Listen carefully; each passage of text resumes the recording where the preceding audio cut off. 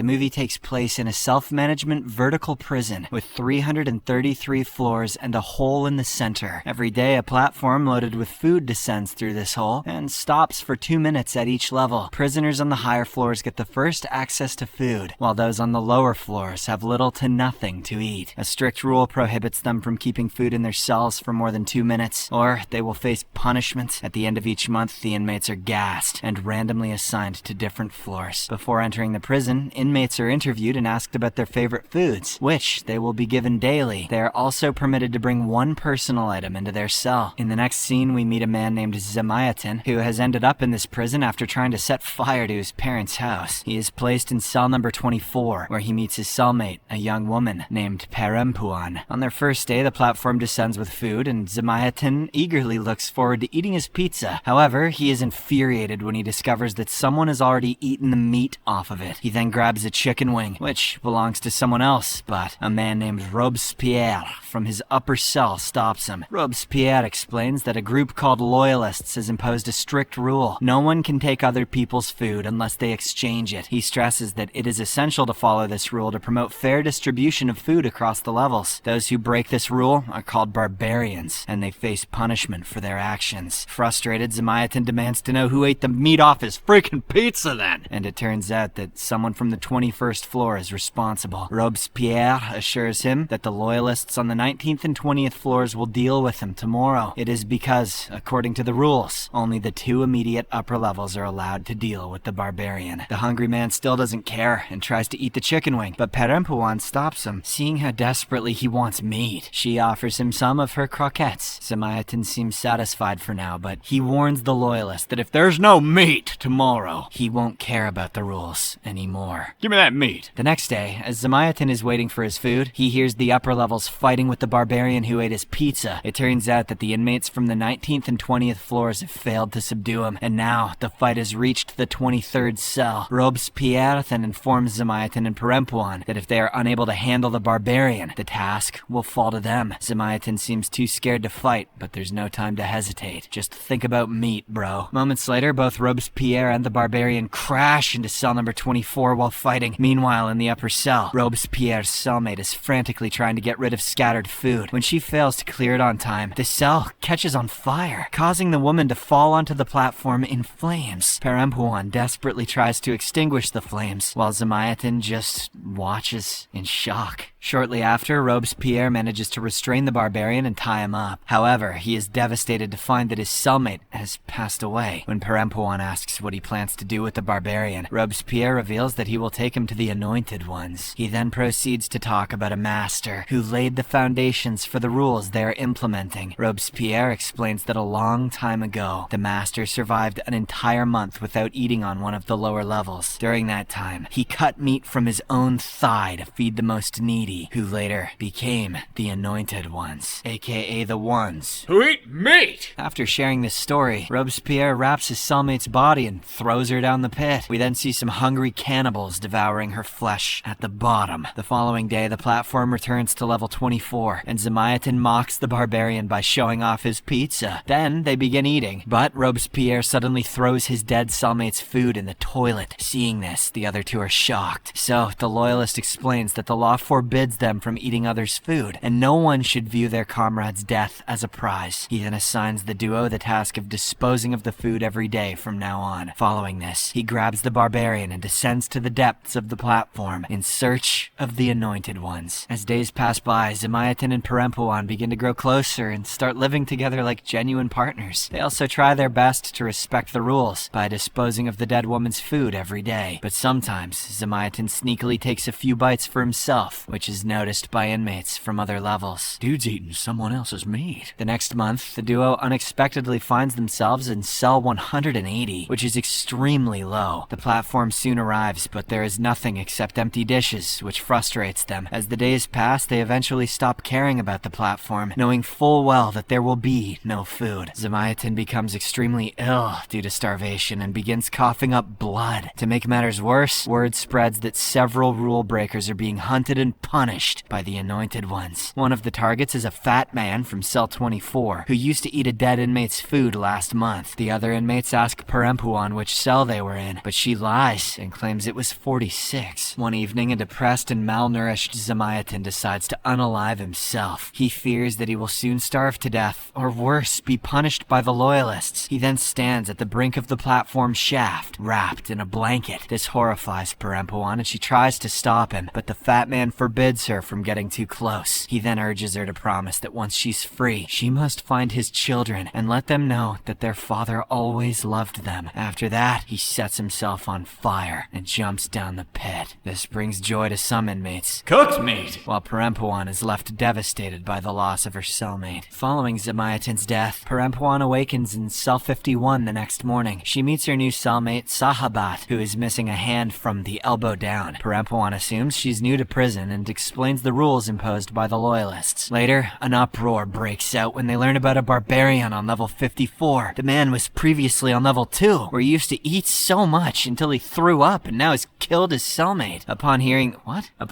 this, Perempuan volunteers to deal with him, but the Loyalists stop her, reminding her that only the 2 levels directly above are allowed to intervene. The next day, they hear distant screams, and soon a woman's severed head rolls down the pit. The other inmates cheer, saying that the leader of the Anointed Ones, Dagan Babi, is punishing the barbarians. Later, when the platform arrives at their level, Perempuan and Sahabat break their bed frames and decide to go after the barbarian on level 54. When they reach level 52, the inmates are terrified and refuse to let them pass, claiming it would disrupt the chain of communication. However, when the 2 women persist, they eventually agree to let them join. One man stays behind to maintain the communication chain, while the other descends to confront the barbarian. They soon arrive at cell number 54, where the troublemaker is waiting for them with a sharp weapon. He quickly attacks one inmate's leg before they can even get off the platform. In the ensuing fight, he manages to kill a few inmates, but Perempuan eventually overpowers him. As she is about to finish him off, the man begs for mercy, claiming that all he wanted was enough food to recover from starvation. Perempuan eventually decides to let him go, and the man rushes onto the platform to go down. Seeing this, Sahabat desperately tries to descend for some reason, but Perempuan manages to stop her. Later, while the 2 women are tending to their wounds, Sahabat reveals that she has been in this place for 6 months. She explains that when she first arrived, her cellmate Kiaish explained the rules imposed by the Loyalists. The 2 women obediently followed the rules, even though they didn't seem fair to them. However, one day, they came across a weak boy and offered him food that belonged to a dead inmate. Not long after, Dagan Babi and his men showed up to punish them for this action. It turns out that he was the one who severed Sahabat's elbows. When he tried to do the same to Kiaish, she fought back and gouged his eyes. This enraged the man so much that he tied her naked to the platform and sent her down the pit, where she was eaten by cannibals. Upon hearing this, Perempuan is terrified, and Sahabat asserts that no one can survive in this pit and that they must escape soon. She reveals that the only chance to do this is during the intervals when the authorities knock them out to change cells. Sahabat explains that she needs to find a way to counteract the gas used to induce sleep, which is a variation of sevoflurane. To achieve this, they need to keep going down and look for something called the drowned dog, although she doesn't exactly know what it is. The next morning, the women awaken to the sound of screaming and discover a naked dude tied to the platform, dongs out for the canniboys. They assume it's the work of Dagan Babi and decide they must leave soon, but to their horror, the oppressor soon arrives, accompanied by his henchmen. It turns out they are there to punish the 2 women for breaking the law and fighting with the barbarian that didn't concern them. He reveals that those who enable these women are equally responsible and won't go unpunished. Dagan then announces that he will sever everyone's hands except for Sahabat's. Since she broke the rules for the 2nd time, she will meet the same fate as her former cellmate and die. With this, Dagan's henchmen start attacking several inmates and viciously cut off their arms. They are seen screaming in pain and begging for mercy, but the enforcer isn't willing to show any compassion. Meanwhile, Sahabat is forcibly stripped naked and sent to the bottom, where she is soon devoured by the cannibals. In the next scene, Perempuan wakes up in cell number 72 with an amputated hand. She then meets her new cellmate, an old man named Trimagasi. They introduce themselves, and when Perempuan asks what item he has chosen to bring, he shows her a knife. "I like to cut things." Shortly after, the platform arrives and Trimagasi begins to eat whatever he wants, disregarding the rules. Perempuan then decides to go down, and to her surprise, the old man also joins her. As they descend, they encourage the other inmates to join them and fight against Dag and Bobby. The majority of the inmates are fed up with the oppression, so they enthusiastically rally around her while chanting and singing. Sometime later, they arrive at the 93rd cell, where Parampuan notices a painting of a drowned dog and is shocked. She quickly realizes that this must be what Sahabat was referring to earlier. She then informs the group that they have enough members in their army and should rest here. The group agrees with her suggestion and enthusiastically climbs down. They start sharpening their weapons in preparation for the fight against the oppressor, while Parampuan looks at the painting with interest. The next day, Dagan and his henchmen arrive at the 92nd cell to deal with the barbarians. They demand their surrender and threaten to starve them to death by eating all the food themselves. However, the rebels remain unfazed, and when Trimagasi suggests that they will eat the loyalists instead, I'll cut them with my knife. everyone eagerly agrees in support. Dagan is frustrated by their defiance and decides to abandon them to their fate. In the following days, the group continues descending and survives by eating some of the loyalists. However, Parampuan refuses to resort to cannibalism and instead starves, leaving her increasingly weak. One day, Dagan's group has had enough and arrives at their cell to confront the rebels. A bloody battle breaks out, with inmates brutally killing each other, regardless of which side they're on. At one point, the barbarian Parampuan had previously spared tries to choke her to death. Trimagasi notices this and quickly passes her his knife. That'll cut pretty good. Parampuan then stabs the man, and before he dies, he asks why the painting is so important to her. After the chaos subsides, we notice that only Parampuan and Trimagasi have managed to survive, while everyone else lies dead. Parampuan then notices Dagan, badly injured, but still somehow clinging to life. She smirks at him, saying that she could tear his flesh off piece by piece and torture him for days. However, she decides not to bother and simply throws him down the pit to be eaten by cannibals. Following this, Parampuan realizes that the gas will be released soon, so she tears off a piece of the painting and eats it. She then urges Trimagasi to come with her, but he refuses, saying he can't escape this prison. Shortly after, the harmful chemical in the painting causes Parampuan to lose consciousness and makes her appear dead. In another scene, we see some kids playing on a pyramid-like structure, all struggling to reach the top. A boy eventually becomes victorious, but two adults arrive soon, one of whom whispers something in his ear. The child appears disturbed, and they take him away from there. Meanwhile, Parampuan wakes up to find herself tied up with other corpses and floating in a gravity-free zone. She notices some masked guards in the distance collecting dead bodies. Parampuan then devises a plan to reach the bottom level and then seek an escape route. However, when she arrives at level 333, she sees the guards placing the boy from earlier onto a bed. Seeing this, the woman is shocked and worries that they're going to starve the child as well. It seems the facility keeps children as tools to manipulate prisoners and prevent any escape attempts. Parampuan contemplates whether she should risk her life to save him or escape the place. In the end, she decides to do the right thing and helps the unconscious boy. They descend together to the bottom, and on the way, she repeatedly hits her head against the side of the prison, losing a lot of blood. In the final scene, the two arrive at the bottom of the pit, where a group of cannibals greets them. Surprisingly, they do not attack her, and a woman tells Parampuan that her journey is over. However, the child still has to live and has a chance to get away. Parampuan is confused, but she reluctantly climbs down from the platform and joins the cannibals. The movie then comes to an end, as the platform ascends back to the top, carrying the boy with it.